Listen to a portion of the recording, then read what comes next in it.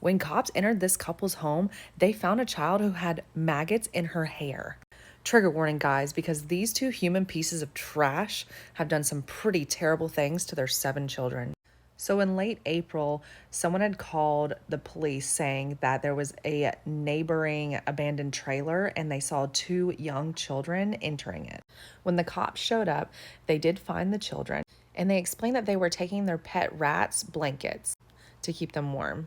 One of these children was a 12-year-old, and she started to explain to the cops that their parents were not home and that their parents should not be held responsible for any trouble that they were going to be in for entering the trailer. The other child emerged from the trailer in really dirty clothes and oversized boots. Now, the children's parents were not home at the time, but once they did arrive home, they did let the cops enter their home.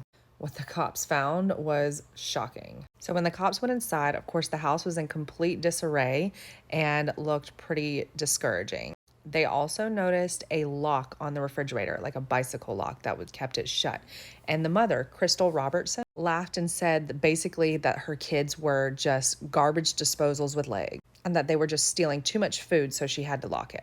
Also, while they were inside, another child came out of a room that looked very unkempt, and Shane Robertson, the father, said that that was his last child, so basically saying that he only had the 3. Now, upon more questioning, they found out from Shane that they actually had 7 children. They asked him why he lied about that, and he said he thought he was going to get in trouble. Now, I'm about to tell you guys some pretty shocking things. So, in one of the bedrooms, which of course they were all nasty and dirty, it was filthy and had dog cages all around it. There were feces on the wall. One room had dozens of rats caged. There were all kinds of animals, turtles, dogs. There was dirty clothing and garbage all over. And while all of the kids looked emaciated and starved, the only notable food that was out and available was animal food. Now, upon the kids getting interviewed by the cops, they were told some atrocious things.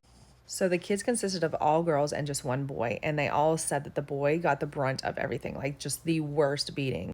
One of the girls said that she was punched in the face by her parents over and over, specifically Shane. When she tried to run away, he chased her, dragged her by her hair back.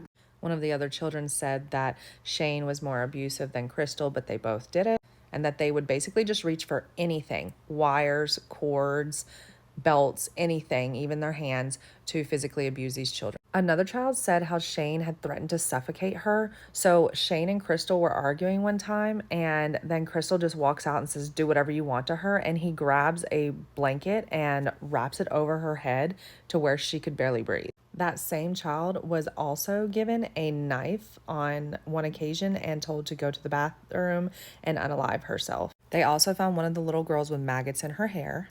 The kids all said that they were basically abused their entire life. They never knew when they were going to get punched or get a bloody nose or a fluffy eye, especially when they would take food and steal it because they were starving. There's more, but I just can't go on, and I don't even think we need to.